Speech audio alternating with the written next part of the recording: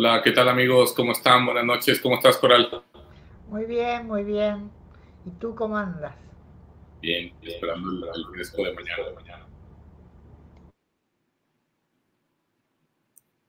Bueno, hoy tenemos una película especial en el sentido de que es un género que no hemos abarcado.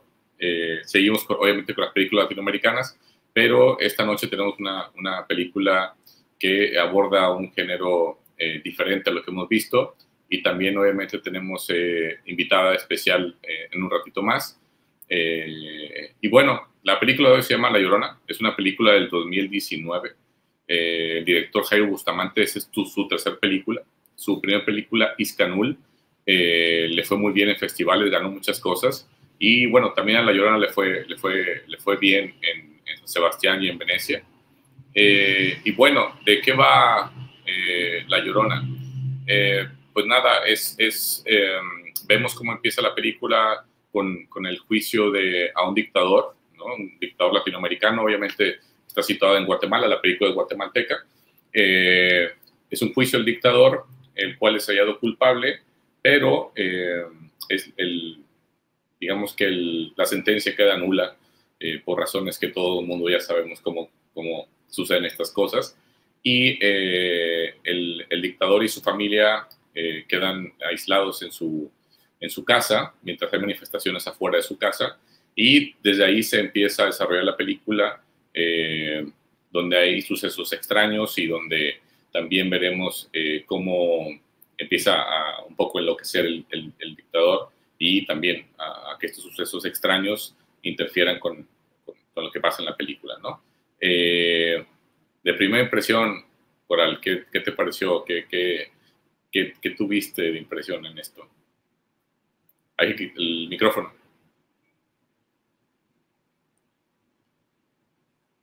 Hay que quitar el mute del micrófono.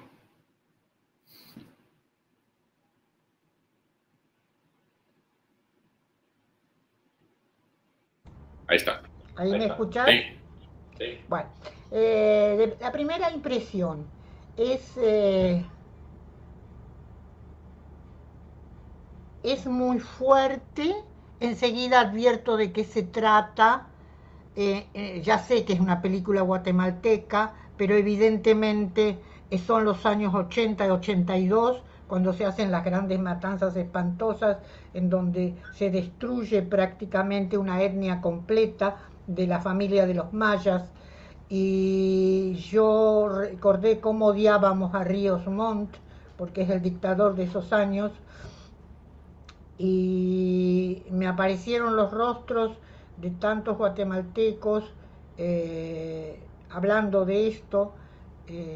En fin, fue una cuestión muy personal porque yo he estado en Guatemala y porque he hablado con los activistas y porque ellos señalan, por lo menos en la conversación que yo tuve en la década del 2008, habrá sido 2010, 2010 quizá, ellos hablaban del perdón, ¿no?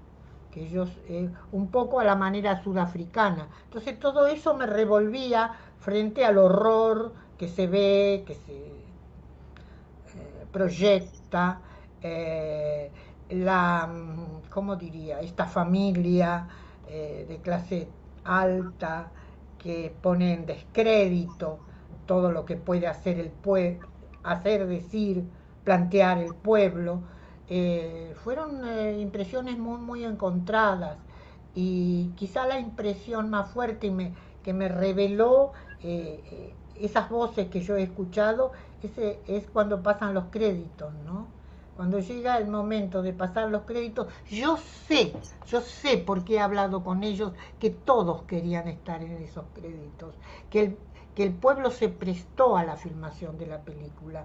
Es una impresión mía, quizá estoy inventando, pero veía los nombres y yo decía, claro, estos son los sobrevivientes que apoyan a la memoria de lo que terminamos de ver, porque sabemos que el genocidio de Guatemala, yo no sé por qué pasó tan fuerte la presencia chilena, tan fuerte la presencia argentina, y sin embargo la matanza terrible que hubo en el siglo XX en Guatemala es un poco como Armenia, ¿no? En Europa las grandes matanzas, los judíos, pero los armenios en 1915 tuvieron verdaderamente un espanto, ¿no? Porque murieron 1 millón de personas. Acá fueron asesinados o desaparecidos 200.000. Eso es lo que dice la historia, ¿no? Y todo esto, como yo lo había visto, lo había trabajado, eh, había estado con ellos, incluso debatimos este asunto de ¿es posible el perdón frente a tanto horror? Y bueno, esa es mi primera impresión, ¿no? Muy política, es cierto, no estoy hablando del cine de Bustamante, estoy hablando de la impresión de la película. Y además de la impresión de la película, a medida que la película se desarrollaba con esta visión, ¿no? Mágica, realista, multitudinaria. Yo decía, cuánto dinero que hay acá, cuánto dinero. Es decir, es una película apoyada por cantidad de grupos, de países, de lo que sea. Es la impresión que tengo, que es una película fuertemente apoyada por un montón de gente para que sea esta película que vimos y ahora sí, mi querido Damián, con una visión o con un tratamiento muy occidental. Porque está toda esa gente que apoyó, que vertió dinero y todo eso. Entonces yo la veo una película muy rica, por oposición a las peruanas, con sus límites, que me parece espléndido esta pobreza de las películas que vimos colombianas, peruanas. Esta es una película de una gran producción. Y bueno, los guatemaltecos se lo merecen después de tanto horror. Es lo que pensé. Bueno, eh, Ahora discutime que no es cierto lo que pensé. bueno, la colombiana hay mucha producción, entonces, pero sí, sí, en general sí. Bueno, mi primera impresión, la verdad es que yo tenía muchas expectativas de la película porque mezclaba como dije al principio, eh, este asunto político-social, ¿no? De justicia con el género pues, del terror, ¿no? Terror fantástico. Y tenía muchas expectativas por lo mismo, ¿no? Cómo podía enlazarse estas dos partes y que funcionaran bien, ¿no? Y a mí me pareció que seguía un camino que no es que lo haya definido él por la primera vez que se hizo, pero que lo ha hecho varias veces, que es Tarantino con estas películas de ajuste de cuentas, ¿no? Por ejemplo, Bastardo sin Gloria, ¿no? Donde termina matando a Hitler, ¿no? O Érase una vez en Hollywood, ¿no? Donde Sharon Tate no es asesinada, ¿no? Termina viviendo una vida, ¿no? En lugar de que la mate este grupo de fanáticos, ¿no? Me parecía bien interesante que tomara esa ruta, ¿no?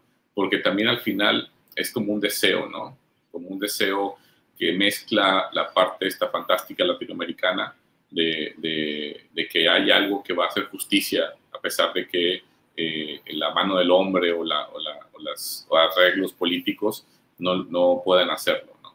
Entonces me gustó mucho eso, me gustó que funciona, ¿no? Y me gusta que la película transita muy bien con ciertas reglas del género, ¿no? Como es el crear los momentos, crear la tensión, el crear que hay algo más, hay algo más que está sucediendo aparte de todo esto que está fuera, ¿no? De la casa. Es bien interesante los contrastes que hay entre la parte política del juicio, la gente afuera, ¿no? La misma gente se vuelve como un asunto amenazante, no solo amenazante por las consignas políticas y la necesidad de justicia, sino también se vuelve amenazante en términos de empezar a ver que algunas de las fotografías de los desaparecidos se ven a esos desaparecidos ahí físicamente y empieza un camino que me gusta recorriendo este aspecto más del género, ¿no? Más de terror, pero hacia esta familia, ¿no? Que se cree superior, ¿no? Y con una clase que sienten ellos que se aprueba de cualquier cosa, ¿no? Entonces, esa es mi primera impresión, que me gustó la atmósfera, me gustó cómo fue evolucionando, y me gusta este tono de encontrar en el imaginario colectivo de lo fantástico, que es muy rico en Latinoamérica, una forma también de crear una venganza, ¿no? Una sed para que la justicia se haga por otras vías. Y creo que es importantísimo para el imaginario colectivo latinoamericano que pueda surgir también este tipo pues, de eso, de ajuste de cuentas, ¿no? Eso es mi primera impresión cuando la acabé y empezaron los créditos y la canción, que es una canción obviamente que todos conocemos. Entonces, la verdad que eso así, a mí sí me dejó con una sonrisa, ¿no? Porque juega con esa posibilidad de que hay justicia más allá de la humana, ¿no? Y que todos estos tipos que parece que se salvan, ¿no? Como parece con Pinochet, con tantos que se fueron sin pagarla, que hay una posibilidad de que la paguen, ¿no? Esa fue mi primera impresión. Y después los signos, ¿no? El solo hecho de que el personaje del dictador aparezca en el primer momento viejo, perdido, lo que quieras, esgrimiendo una pistola, es terrible, ¿no? Es una imagen muy fuerte. Y hay muchos signos de esta naturaleza al interior de la casa, ¿no? De esa familia, de lo que está pasando entre ellos, de lo que dicen. Recuerdo una frase que dice la hija, algo así como, no se puede decir el discurso de las víctimas, ¿no? Ella dice, en un acto incluso inocente, ¿no? Ella dice, es que no se puede decir eso si uno no lo ha vivido, ¿no? Eso me impresiona, tanto en el proceso, digamos, de guión, que es muy económico, que me parece excelente, que aparecen estas cosas, ¿no? En donde uno advierte el peso de la historia que vivió esa gente. Y digo los signos y digo también lo que está detrás de la familia, lo que se esconde, ¿no? Claro, claro. Esa perversión propia de familias muy pudientes que por representar lo que son, tapan, ignoran o hacen como que ignoran cosas muy terribles, ¿no? De sus propios vínculos. ¿Cómo ves? Sí, sí. A mí lo que me gusta también es las tres generaciones de mujeres, porque realmente estamos viendo la historia a través de ellas tres, ¿no? De la esposa del dictador, de la hija del dictador y de la hija, de la nieta, ¿no? Del dictador. Y son tres generaciones muy diferentes, pero las tres son mujeres. Y me gusta mucho el juego de las tres, ¿no? Cómo los contrastes se dan, cómo esta mujer, que por cierto, la esposa del dictador, se me hace increíble su actuación, ¿no? Me gustó mucho su trabajo, aparte de todo de encarnar muy bien a la mujer esta del clasista que siempre ha estado del lado del poder, también tiene esa dualidad, ¿no? Sí, pero en la primera parte, fíjate que ella vive un proceso, no es que tiene una dualidad, ella vive un proceso, ella está convencida que su marido es impoluto, maravilloso, ¿no? Que la justicia está de su lado. Y así lo demuestra en toda su caracterización y en todas sus observaciones. Lo que sucede es que ahí entra lo maravilloso o lo mágico, ¿no? No, Entonces, yo me refiero a la dualidad sí, de saber que su marido es impoluto en lo político, pero de saber que ha tenido muchas mujeres y que las ha tomado las fuerzas y ha necesitado todo esto, ¿no? O sea, lo sabe, y la vemos ahí constantemente en la escalera, ¿no? Diciéndole a la hija que vaya, se abre, ¿no? Se quiebra un poco, a pesar de que luego va al cuarto de las dos mujeres que viven en la limpieza, y aunque la hija se disculpa, ya no, ¿verdad? Ella dice, tu uniforme es muy ceñido, ¿no? Ya no lo vas a tener así, ¿no? Entonces, imposible dejar su lugar de mujer, de patrona, pero me gusta esa dualidad.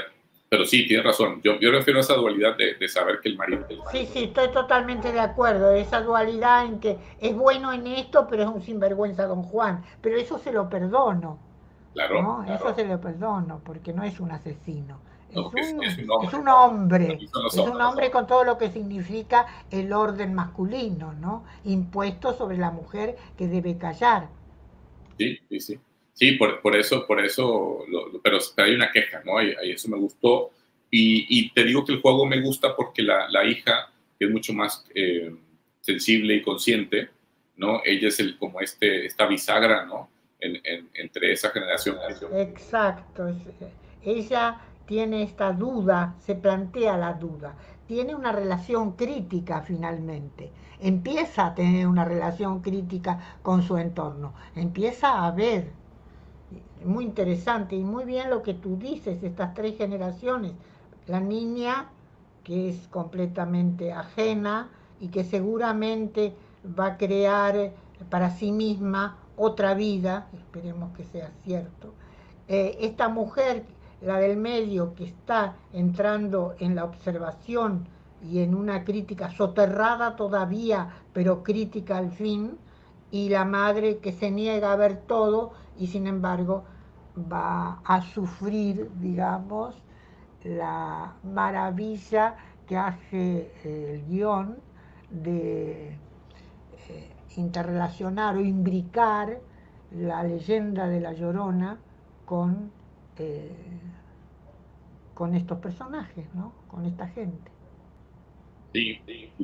Y bueno, sin más, me gustaría empezar también a platicar con nuestra invitada de hoy, Sandra Becerril, guionista, narradora, y que es especialista es una especialista en el género de terror, y que bueno, la invitamos el día de hoy para platicar de esta película que está dentro de esa categoría, ¿no? Vamos a llamarlo. Hola Sandra, encantado de tenerte aquí. Hola, hola, pues muchísimas gracias, Damián Coral, por la invitación. Estoy muy contenta y ahorita los estaba escuchando. Muy bien, pues nada, te hago la misma pregunta que hacemos al principio. ¿Cuál fue tu primera impresión? Sin todavía tanto análisis, a bote pronto, ¿qué fue cuando viste la primera vez la película? Tú ya la has visto hace tiempo por lo que me platicaste. ¿Qué fue lo que te causó al final de la película? Sí, fíjate que la vi para un festival y era un festival de terror. Y entonces cuando no quería leer la sinopsis antes, entonces al pensar en La Llorona, pues tú piensas pues en las típicas películas de terror, pero me gustó mucho la sorpresa de que no fuera así.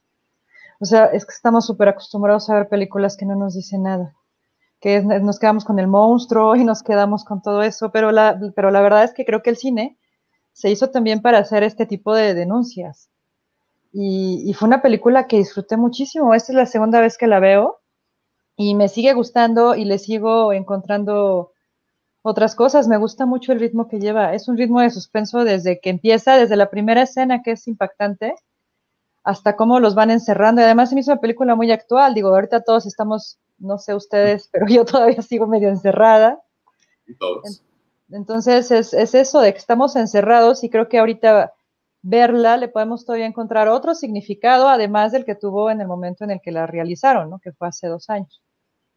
Entonces, eso fue otra cosa que me atrajo mucho. El sonido está excelente. También me gusta mucho que no sea nada más de quedarnos, digo, con esta figura, sino más bien que la figura sea un pretexto y que sea como el verdadero origen de La Llorona, ¿no? O sea, La Llorona es una figura que llora por sus hijos en México, en Guatemala, ¿no? Tenemos aquí nuestra Llorona que llora por los hijos en la conquista, y entonces está en Guatemala que también llora por sus hijos, y en este caso pues por la guerra y por todas las injusticias que se cometieron en ese momento, y eso se me hace mucho más mucho más aterrador, ¿saben? Que nada más escuchar a La Llorona y que verla, ¿no? Sino la hace algo muy actual, algo muy real, ¿no? Y además contagia, como lo dijiste hace ratito, de que se están todos los desaparecidos, de pronto, si te fijas bien, los empiezas a ver, las caras ya no son iguales, de pronto es aterrador cómo está la gente afuera y todo el tiempo están escuchando este sonido, todo el tiempo está ahí, está presente, o sea, nosotros estamos viendo la película y es como si estuviera también con nosotros, pero de pronto cuando se quedan en silencio, todavía es peor, ¿no? Como que quieres que hable, no sabes qué es lo que está sucediendo en realidad afuera, ¿no? Entonces, por ahí estaba leyendo un artículo en donde el director, Jairo Bustamante, estaba diciendo que la gente pretende que las cosas se van a olvidar porque no se mencionan, y creo que tiene mucha razón. Entonces, aquí creo que está tomando en cuenta como todos esos elementos. Y sí es un cine de autor, pero al tocar todos estos asuntos sociales y además vestirla con este género, se me hace muy interesante. Se me hace como una especie no de terror, sino como de realismo mágico. Sí, yo creo, estoy totalmente de acuerdo con lo que dice Sandra. El valor no solamente es estético, o es estético porque tiene valor intrínseco, ¿no? Porque hay algo detrás de lo estético. Y este asunto de la memoria, ¿no? A mí siempre, y lo dije ahora hace un rato, el asunto de Guatemala es tan feroz como lo de El Salvador, por ejemplo. Es decir, también he estado en El Salvador y también vi los dibujitos de la gente que se expresa diciendo cómo desaparecieron sus seres queridos a través de dibujos. En Guatemala me pasó lo mismo, esas exposiciones hechas por niños, hechas por jóvenes, de un pasado que a nosotros se nos hace casi un misterio absoluto, o porque no hemos reparado en ello, o porque la memoria no se ha ejercido y no se trae al presente constantemente, tanto en México como en los demás países de América Latina. Me parece que es sensacional haber reunido el terror, que es el verdadero terror, ¿no? Porque no es el terror de figuras que aparecen y te dan susto, es el terror que atenta contra tus seres queridos y contra ti mismo, contra tu país, contra la sociedad y contra los que pensamos que el mundo debiera ser mejor, no tan Sí, injusto. y es un poco como lo dice aquí en los comentarios Ernesto Reina, no sé qué opinas tú, Sandra, que sí es como una actualización, ¿no? No sé si es una reescritura de este personaje mítico, más bien creo que es una reinterpretación, una actualización a un momento más ad hoc con ella, ¿no? Porque originalmente esto entiendo que viene desde la colonia y tenía esos visos, ¿no? Y ahora tiene una connotación mucho más terrorífica porque, pues literalmente, nos están matando, ¿no? Claro, es un paradigma. Es el paradigma de las madres de Plaza de Mayo, de las madres de los pañuelos blancos a lo largo de todo. La Llorona acá se toma tan bien que se convierte en un paradigma, un signo que revierte o, mejor dicho, alimenta mejor la figura de las madres en busca de sus hijos, de sus desaparecidos, de sus muertos. Pensé en el desierto de Atacama, por ejemplo. Pensé en el famoso documental de, ¿cómo se llama? Patricio Guzmán, ¿no? Pues, En donde aparece en el sello de lo que se muestra y de lo que no se muestra, aparece el sello de nuestra latinoamericanidad, de nuestro deseo de justicia, de nuestra memoria que no debe apagarse bajo ningún punto de vista. Y La Llorona convertida así como dice Sandra, me parece espléndido, ¿no? Espléndido. Sí, bueno, y además creo, lo que dicen es muy cierto, ¿no? Creo que si no rescatamos todas estas leyendas del folclore van a terminar muriéndose. Sobre todo porque muchas de estas leyendas ya están cargadas de valores que ya no van de acuerdo a como nosotros vivimos. Hay muchas leyendas que tienen mucho machismo, que tienen ya cosas obsoletas, ya no nos sirven. Entonces el hecho de rescatarla y meterla en esta película embona muy bien. Además no se ve como a fuerzas, ¿no? Y me da mucha curiosidad porque los fans del género de terror somos como muy celosos, ¿no? O sea, sí esperamos que nos den cierta fidelidad a los mitos, ¿no? Por lo general cuestionamos las alteraciones de este tipo de detalles, pero aquí funciona muy bien. La verdad es que creo que sí funciona muy bien como denuncia, o sea, tiene como una unidad de discurso, creo que es un tema muy difícil de tratar, creo que es una película muy valiente. Y además me encantó que todo el tiempo tienen este elemento del agua, todo el tiempo está ahí. O sea, no sucede en un lago como lo podemos imaginar o así, pero el hecho con que tengan una alberca y el hecho de estar escuchando la tina, cuando derraman el agua, todo esto tiene mucho que ver con el mito de la Llorona, ¿no? Que ella va y ahoga a sus hijos, ese es el mito original. Y entonces en este caso ella le matan a sus hijos y me acuerdo mucho de una frase que le dice a esta mujer indígena, ¿no? Si lloras te mato, una cosa así. Y entonces ella le matan a los hijos y pues llora, ¿no? Eso es terrible. O sea, tiene imágenes muy fuertes. Sí. Te haría una pregunta, Damián. ¿Vos creés que es una película de terror? Bueno, de hecho yo iba a hacer como una pregunta a Sandra, porque obviamente ella se especializa en este género, y a mí me pasó algo muy chistoso, que yo creo que también viste esa película, que es una película que no es latinoamericana, The Witch, ¿no? Que a mí me gustó mucho, ¿no? Que es folclore. Pero a los amantes del género les aparecía, a muchos, no digo que todos, pero les pareció como aburrida, ¿no? Como, bueno, ¿dónde está? A mí me encantó, ¿no? Si yo me dedicara a este género, ese es el tipo de historia que haría, pero es que eso es lo que te iba a preguntar yo también a ti, Sandra, ¿no? Es que cae ahí, con los ciertos parámetros que normalmente se estilan en el género, o cómo la ves desde ese punto de vista. O sea, ahora sí que te traslado la pregunta de Coral. Bueno, definitivamente no es terror tradicional, o sea, tradicional entendido, o sea, pensando como en los blockbusters de Estados Unidos. Lo que pasa es que es eso, estamos muy acostumbrados al ritmo que nos traen los blockbusters de otros países como Estados Unidos. Entonces queremos escuchar el sonido que nos haga temblar, queremos brincar, queremos tener pesadillas, pero creo que el terror y el horror va mucho más allá. Por ejemplo, en el caso de The Witch, a muchos no les gustó el ritmo de la película, ¿no? Dicen, es que no pasa nada, estás ahí sentado y no pasa absolutamente nada en la película. Pero la realidad es que sí estaba sucediendo y lo podías ver por los ojos de la protagonista, por ciertas actitudes, pero por ejemplo, The Witch sí es una película de terror, tiene todos los elementos, tiene brujas. Bueno, en este caso es una película de horror. Lo que pasa es que aquí hay que hacer la distinción, ¿no? Terror es algo que viene del ser humano. O sea, el terror son los asesinos seriales, todo lo que nosotros podemos llegar a hacer o lo que puede llegar a ser real, los asaltos, secuestros, todo esto. Y el horror es lo que ya mete algo sobrenatural. Entonces, en el caso de The Witch, es una película de horror. O sea, porque, claro, o sea, al final, bueno, perdón por el spoiler, pero bueno, de pronto salen brujas y de pronto te habla la cabra. O sea, eso ya es, eso ya va más allá del plano terrenal. Y en el caso de La Llorona sucede lo mismo. Empieza de forma muy sutil con todas estas pesadillas que me parecen fabulosas, pero sí tienes esta sensación de ansiedad todo el tiempo, desde las voces que están afuera, las caras que se van transformando, los fantasmas que andan por ahí, y bueno, este final donde de verdad, o sea, sí te deja preguntándote así como si fue La Llorona o no.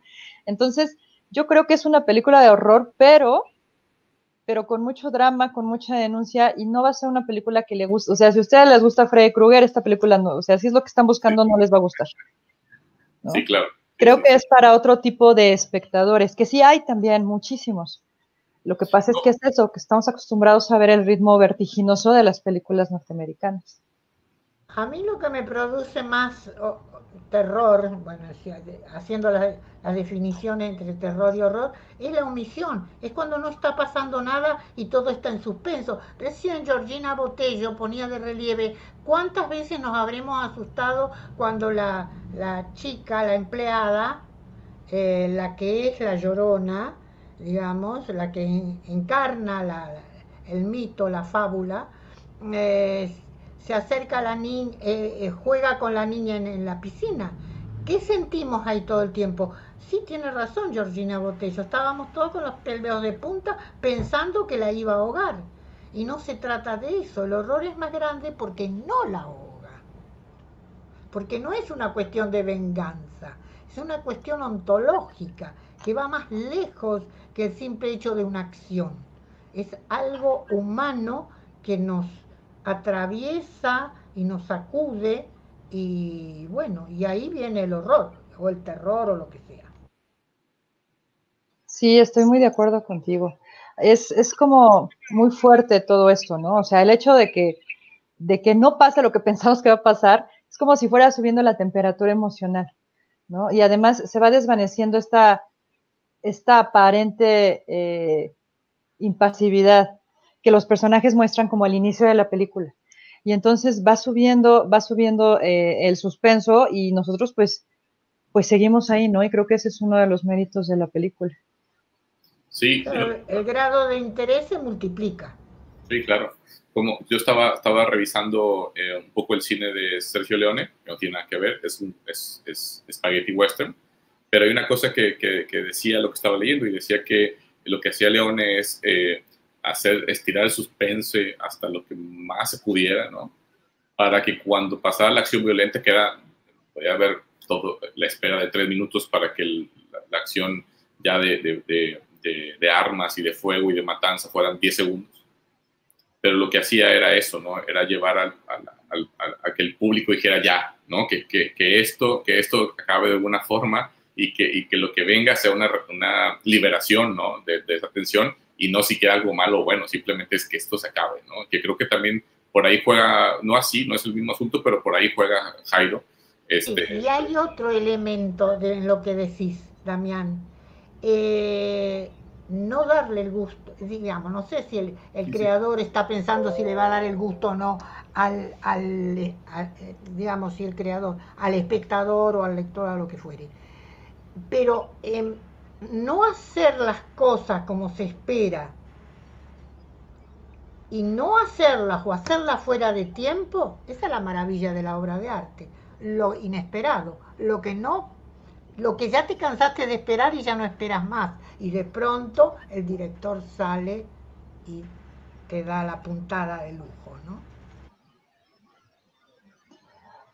Sí, sí, es completamente cierto. Pero además, Jairo Bustamante sí suele hacer eso en sus películas. Me parece que esta es su primera película dentro de género de terror. Como Sí. dicen, ¿no? Puede no caer dentro del género, pero bueno, está clasificada así. Entonces me parece que esta es su primera película, pero también ya lo había hecho en las otras dos, que también creo que las pueden encontrar por ahí. La primera es Siamex Canuli y la segunda es Temblores, pero también trata estos temas y creo que plasma muy bien lo que nosotros conocemos como suspenso.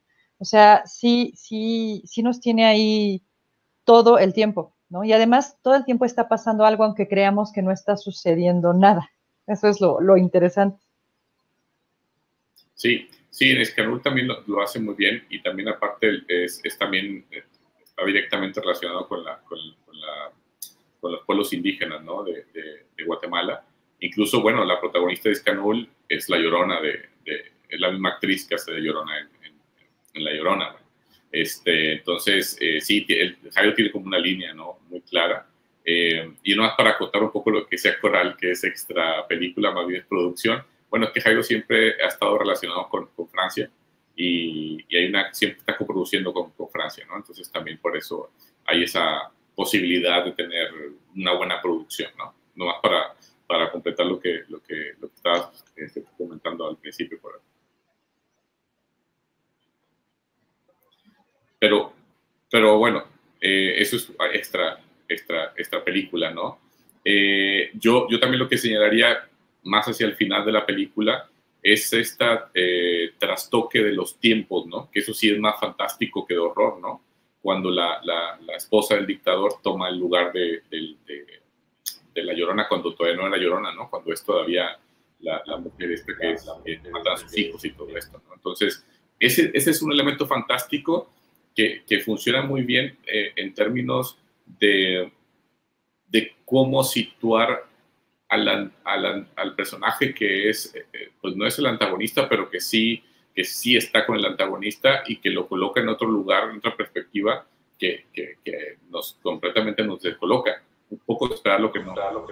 Sí, es sorprendente, ¿no? Que la que asuma la interioridad de la chica cuyos hijos fueron ahogados sea precisamente el personaje más lejano en comprensión aparente de del horror, del espanto de esta historia de la década de los 80. Eso es muy, muy interesante y muy inteligente. Porque uno estaría pensando, yo lo estuve pensando, porque siempre me invento lo que va a seguir, y yo me lo imaginaba que la hija era la que iba a proceder de alguna manera, se iba a plantar, iba a decir, no, aquí no sé, se me ocurrían cosas cuya resonancia iba a venir de la hija, no de la vieja tan puesta en su papel de señora importante, esposa, ¿no? La primera dama o la que fue primera dama. Entonces creo que ese es un hallazgo muy interesante también. Sí, perdón, Sandra. No, adelante, adelante. No, solo iba a decir que a comparación, para terminar mi comentario de un inicio sobre las tres mujeres, ¿no? No solo que la hija, y por ahí lo decía Ernesto también, Ernesto Reina que está opinando, la hija es genial lo que dice, es cierto. Pero la hija es la nieta, ¿no? La niña, además de ser el objeto del peligro, ¿no? Que todo el mundo, como decía, ahora estamos esperando que sea pues, la venganza, la lógica sería, pues mato a tu descendencia, ¿no? Así como esta es la mía. Y más bien se convierte en alguien que no tiene problemas porque no lo entiende, es joven, ¿no? Con el asunto de estar juntos, de mezclarse, de compartir, de enséñame a no respirar bajo el agua, ¿no? O a compartir. A la única que le cuenta la historia realmente es a la niña. La niña es la que sabe que los hijos murieron y todo esto, ¿no? Entonces, ahí hay una como nueva. A mí me gusta también cuando las películas proponen, pueden denunciar y dar una situación muy terrible y retratarla bien y cruda, pero que también propongan una suerte de posible esperanza. Y algo más, que yo no sé si yo lo estoy inventando o lo inventé mientras miraba la película. El origen de esa niña es dudoso, ¿no? Sí. Bueno, el padre no está. El padre no está. ¿Quién es el padre de esa niña? Creo que en algún momento comentan, ¿no? Que no me acuerdo si están separados o algo así está sucediendo. No me acuerdo bien, pero sí comenta la mamá que está por ahí. Sí, bueno, el padre está desaparecido, ¿no? Porque incluso le pregunta al jefe de seguridad, ¿no? Le pregunta, ¿tú qué sabes de mi marido? ¿Por qué no está, no? Bueno, dice el padre de la hija, fíjate, al padre de mi hija, o del nombre de la niña, fíjate, no dice mi esposo ni nada, pero sí dice porque que está muy raro que desaparezca de un día para otro y que no busque a la niña, ¿no? Entonces, y él le dice, son temas en los que no te tienes que meter, ¿no? Entonces ahí hay un secreto, perdonen, yo estoy inventando otra película, ahí hay un secreto, con esa niña hay un secreto, hay algo que se oculta. Y la niña, por lo tanto, no es la nueva generación que va a surgir maravillosa y diferente para marcar no sé qué cosa, sino es la herencia de todos esos privilegios y de todas esas cosas tan siniestras. Sí, estoy de acuerdo, es como la heredera de todo, ¿no? En ella va a recaer todo, absolutamente todo. Y entonces, y bueno, nada más para cerrar lo que comentaban sobre la mamá, yo creo que sí, el hecho de ponerla en la cara de la llorona, pues, de esta mujer que pierde a sus hijos y todo, es la única manera en la que ella puede tener empatía, sufriendo lo mismo que han sufrido ellos. De otra manera, es como si tuviera una barrera y no los ve. O sea, a pesar de que estén afuera, le estén gritando las mujeres desaparecidas, este testimonio terrible con el que abre la película, no, ella no los ve. O sea, es como si pues, eso no existiera, ¿no? En su mundo eso no existe. Esa es la única manera en la que ella se va a dar cuenta de lo que ellos sufrieron. Y aún así, tampoco hay, no hay un gran arco del personaje. Sin embargo, es la única manera en la que ella se puede dar cuenta. Sí, sí, de acuerdo, de acuerdo. Y bueno, tu micrófono, Coral. Es que Reina dijo algo que me interesó y se me perdió el concepto. Lo Ernesto. del padre de Sara me recordó un poco a la Casa de los Espíritus, como si el general lo hubiera alejado de ellas, porque se le prohíbe a la reportera hablar de eso. Sí, por alguna razón se le prohíbe a la reportera hablar de eso. Algo hay allí. Sí, que también funciona muy bien, ¿no? Sí, sí, porque además no nada más están hablando de todos los temas que ya platicamos, sino también hay una represión contra todo, es una represión total. Ellos como familia están reprimidos, reprimen a los de fuera, reprimen a la prensa, reprimen a todos. Es una represión total que es como una olla express, que en cualquier momento va a explotar. Sí. A mí también lo que me gustó mucho ya a nivel como de lo fantástico de mezcla es este asunto de las mujeres con sus no sé cómo se llamarán, sus velos, ¿no? En el juicio, que es muy impresionante, ¿no? Porque son colores bien interesantes y son muchas, ¿no? Entonces, me gusta la mezcla que hace de, como ya dijimos, una reescritura o renovación de La Llorona, pero al mismo tiempo mezclándola con cosas muy auténticas del lugar, ¿no? Un poco con lo que pasó, Sandra, ya platicamos aquí de Pájaros de Verano, de Ciro Guerra, no sé si las has visto, donde hay una mezcla también y hay un elemento fantástico y está mezclándolo directamente con lo indígena, con lo autóctono, y aquí también lo hace muy bien. Es como en tres niveles, ¿no? En la parte social, la parte de género y la parte también de lo que implica los pueblos originarios. Sí, yo creo que esos son los temas favoritos de Bustamante, ¿no? O Sí, sea, cuando vi la película, la primera, la de Ixcanul, me llamó mucho la atención porque, y me puse a averiguar, que lo que él decía es que quería hacer 3 películas que ejemplificaban los 3 insultos que utilizan más en Guatemala, que son, bueno, los voy a decir, pero no es que yo los piense, indio, hueco y comunista, ¿no? El primero es indio, que hablaba de eso en Ixcanul, que es su sí, ópera prima. ¿Cómo nos da vergüenza decir de dónde venimos, ¿no? Nuestros orígenes. El segundo es hueco, que aquí en México sería como decir homosexual. Y entonces está en su segunda historia, que es Temblores, en donde está este hombre de 40 años, súper cristiano, igual, viene toda esta represión que también está aquí en La Llorona, donde la familia además trata de curarlo a través de la religión. Y el sí, tercer insulto guatemalteco, que es comunista, viene ahorita con lo de La Llorona, ¿no? Que no tiene mucho que ver con la ideología política, pero más bien tiene que ver con todos los que se preocupan por los derechos de los demás, porque se supone que en esta ficción que él tiene, basada en la realidad, Guatemala es un país que lucha contra los derechos humanos, ¿no? Entonces, es una mezcla de lo político con todo lo fantástico. sí. Incluso hay una frase de cuando la hija está como preguntándose si en esa parte donde si el papá tuvo culpa o no, Uh-huh. y la mamá le dice, ¿ya te volviste izquierdista o qué?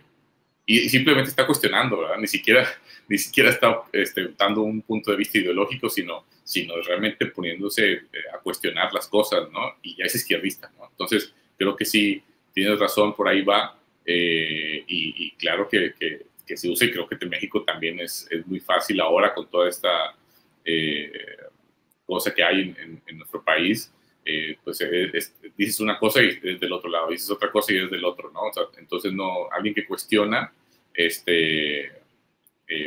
no es del otro bando, ¿no? Aunque no sea de ningún bando, pero es del otro bando, y inmediatamente pasa a ser un enemigo, ¿no? Entonces, Sí, y es del otro bando, pero con la grosería propia de el lugar común, ¿no? De lo que se repite hasta el cansancio sin pensar en lo que se está diciendo. Es decir, es activista, es comunista.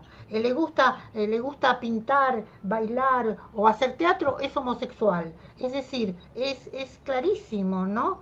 Es mujer, es histérica. Ah, le agarró un ataque de histeria seguramente. O estaba con la regla. Son esas cosas terribles que cargamos por esta sociedad que ha decidido que las cosas sean de un modo centralista y absoluta, ¿no? Es espantoso. Sí, sí, y bueno, para ir cerrando, Sandra, ¿con qué te quedas de la película? ¿Con qué escena, con qué actuación, con qué momento, no sé, con qué te quedas al final de la película? Pues la verdad, todas las actuaciones me gustaron. O sea, no hay una que yo diga, no, esta como que se las llevó a las demás. Todas las actuaciones me gustaron. Me gusta mucho cómo inicia la película. O sea, se me hace muy impactante la manera en cómo está esta mujer dando su testimonio. Todavía está con este velo que estabas comentando hace ratito. Y atrás está una muchedumbre, pero el hecho de estar ella sola en el estrado así, yo creo que habla de eso, de la soledad que tienen estas mujeres, que además tienen atrás toda esta gente de testigos y demás, sin embargo ella está sola. Entonces creo que habla mucho de eso, de la soledad, de la valentía, no vemos, el hecho de no ver su cara es muy angustiante. Claro. ¿No? Y esa escena se me hace maravillosa. Y después, como fanática del terror, todas las escenas en donde nos introducen a los fantasmas, bueno, sí, por decirlo de alguna manera, los fantasmas, los que ya no están, los desaparecidos, que de pronto, si te fijas, ahí están, junto con todos los símbolos que Coral mencionaba. Digo, me gustó mucho lo del agua, me gustó mucho la forma en cómo el general empieza a sentir miedo. Eso lo disfruté, ¿no? Y eso está padre, porque también creo que de eso se trata, ¿no? Que cuando nos identificamos con la historia queremos que tenga un castigo, y eso lo disfruté mucho. El miedo que a él le da, sentirse, yo creo, humano de nuevo, eso es algo muy disfrutable. Pero creo que esta pregunta es para ti, de parte de Karen, ¿no? ¿Cuál es tu película favorita de Jairo? La Llorona. Sí, Sí, claro. las tres son muy... Es que yo podría ver las tres, ¿eh? O sea, sin problema, una cada día. Pero ahorita la que tengo más fresca, pues es La Llorona. Claro, claro. Coral, ¿tú con qué parte te quedas? ¿Con qué escena? ¿Con qué actuación? Yo me quedo con la presencia de la Llorona, de la actriz que encarna, que aparece con esa mirada desde abajo, que se toma desde arriba, cuando ella levanta la cabeza. Me quedo con ella, con su entrada, con su morosidad, con su falta de expresividad. Me parece espléndido, me parece espléndida encarnación. A mí me llegó profundamente y creo que la imagen de ese personaje no se me va a perder nunca más. Eso creo. Sí, Ah, y con el final. Cuando aparecen todos los nombres, los nombres, los nombres, yo veía Guatemala, veía su gente, veía sus actividades, lo que nos mostraban, los restos de tanta violencia. Me quedo con esos nombres que no terminan nunca de dejar la pantalla. muy bien. Bueno, yo me quedo, a mí me encanta cómo construye los momentos, que se me hace lo más difícil en ese tipo de cine, porque ya está, lo social estaba, ¿no? Entonces, como dije, traía esa expectativa de ver cómo lo hace Jairo, y funciona muy bien. Entonces me encanta cómo lo va creciendo, llegando a momentos cada vez más tensos, ¿no? Y funcionan perfecto, ¿no? Entonces yo me quedaría con eso. Y bueno, y la actriz que mencionas, pues bueno, es muy diferente. También Sandra lo podrá decir en Iscanul, ¿no? Entonces es bueno. Y Iscanul fue su primera película, ¿no? Entonces también tiene poco tiempo realmente ella actuando, y la verdad es que es muy buena. No, Pero bueno, no sabía que había sido su primer película. Iscanul fue su primera película, y nada, no estoy, creo que ella hizo otra cosa y luego hizo La Llorona, y bueno, y es que ya ahora sí que se enroló, ¿no? En el mundo del cine, y sí, pero Iscanul fue su primera película. Entonces, es muy buena la muchacha. Es espléndida. Bueno, Sandra, hacemos esta trampa que voy a hacer contigo siempre, y es que nos comprometamos contigo a tenerte de nuevo cuando tengas oportunidad. Y bueno, si es de horror, de terror, increíble. Si no, creo que también perfectamente podríamos disfrutar practicar los tres, ¿no? Aunque sea de otro género. Entonces eso, te dejamos la puerta abierta porque nos encanta siempre repetir y contigo ha sido todo un placer. Ay, pues se los agradezco muchísimo. Yo encantada, lo disfruté mucho. O sea, me encanta hablar de cine. Yo podría hablar de cine todos los días. Muchísimas gracias, de verdad. Claro que sí. Gracias a ti por haber participado, por compartir así tan sinceramente como hablas y como dices las cosas. Me parece muy importante, ¿no? Muchas gracias, de verdad. Y un gusto haber estado con ustedes. Pues bueno, gracias a todos por estar aquí y nos esperamos el próximo jueves con una película más. Seguimos con el latinoamericano porque hay demasiado, ¿no? Y no acabaremos, creo que ni siquiera el siguiente año, pero bueno, iremos viendo. Gracias, Cora, gracias, Sandra, y gracias a todos por estar aquí. Nos vemos el siguiente jueves. Hasta luego.